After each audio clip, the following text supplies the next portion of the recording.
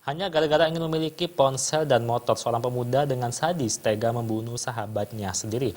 Korban yang diketahui berprofesi sebagai driver ojek online itu, lehernya dijerat menggunakan kabel cas HP.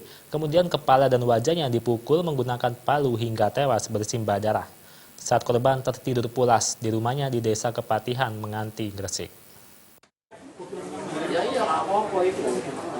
Inilah Fajar Advia Putra, 20 tahun, tersangka pembunuh driver ojek online yang tak lain sahabatnya sendiri.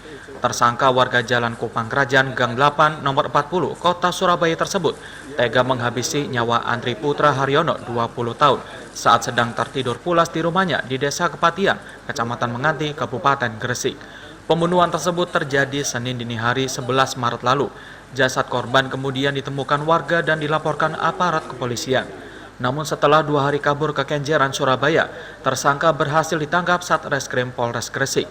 Berkat pengakuan Dani dan Huda, pelaku penadah HP yang tertangkap terlebih dahulu. Pikiran jahat itu awalnya gimana? Yang minum. Hah? Minum apa? Minum acara di diskotik. Terus sampean apakan temennya? Saya pukul tenggorokan Sama tangan. habis itu Terus saya jirat pakai apa? pakai kabel cas. Terus sampean kabur kemana? Saya pukul kepalanya, Pak. Sementara menurut AKBP Wahyu Sri Bintoro Kapolsek Gresik, sebelum membunuh tersangka mengajak korban dugem terlebih dahulu di sebuah diskotik di Kedung Doro, Surabaya. Setelah tersangka dan korban dalam kondisi mabuk, mereka pulang ke rumah di Desa Kepatihan, Menganti, Gresik. Dalam kondisi korban tertidur pulas, tersangka memiliki niat jahat mencuri HP korban. Namun korban terbangun karena perbuatannya ketahuan. Tersangka langsung memukul korban dan menjerat leher dengan kabel cas HP yang akan dicuri tersangka. Mendapat perlawanan dari korban, tersangka dalam kondisi mabuk berat, kemudian mengambil palu dan seketika memukul kepala bagian belakang korban sebanyak 5 kali.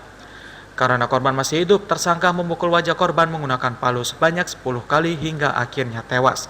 Tersangka kabur dan berhasil ditangkap petugas di kawasan Kenjeran, Surabaya saat bersembunyi di rumah temannya. Kemudian tersangka mengambil palu dan dipukulkan palu tersebut di kepala bagian belakang sebanyak kurang lebih 5 kali. Masih melakukan perlawanan lagi, kemudian dipukulkan lagi di bagian leher bagian belakang sebanyak 10 kali. Kemudian masih melakukan perlawanan, dipukulkan palu tersebut di wajah depan korban menggunakan tangan dan kiri sebanyak 8 kali.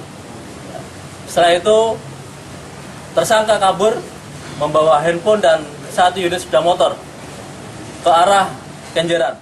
Akibat perbuatannya, tersangka pembunuh dijerat pasal 365 ayat 3 KUHP tentang pencurian disertai kekerasan yang mengakibatkan korban meninggal dunia dengan ancaman hukuman 15 tahun penjara. Sedangkan ketiga penadah ponsel dan sepeda motor dijerat pasal 480 KUHP tentang penadah barang hasil kejahatan dengan ancaman hukuman 4 tahun penjara.